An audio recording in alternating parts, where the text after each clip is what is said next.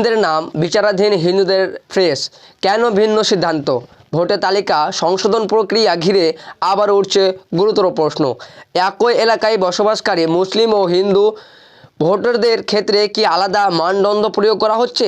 স্থানীয়ভাবে অভিযোগ উঠছে, বহু মুসলিম ভোটারদের নাম এখনও আন্ডার অ্যাডজুডিকেশন বা বিচারাধীন অবস্থায় রাখা হয়েছে, অর্থাৎ তাদের নাম নিয়ে চূড়ান্ত সিদ্ধান্ত হয়নি। অন্যদিকে একই ধরনের পরিস্থিতিতে থাকা বহু হিন্দু ভোটারদের নাম সরাসরি ফ্রেশ হিসাবে আপডেট করা হয়েছে। ভারতের নির্বাচন পরিচালনার দায়িত্বে রয়েছে ইলেকশন কমিশনার অফ ইন্ডিয়া। তাদের নির্ধারিত নিয়ম অনুযায়ী ধর্ম বা সম্প্রদায়ের ভিত্তিতে কোনো ভেদাভেদ হওয়ার কথা নয়। তাহলে প্রশ্ন উঠছে, একই এলাকায় এই ভিন্ন সিদ্ধান্তের ভিত্তি কী?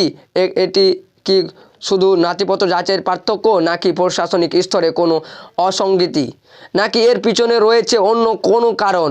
সরকারি তরফে এখনও পর্যন্ত এ বিষয়ে স্পষ্ট ব্যাখ্যা মেলেনি। ফলে সাধারণ মানুষের মধ্যে উদ্বেগ বাড়ছে এবং স্বচ্ছ তদন্তের দাবি উঠছে।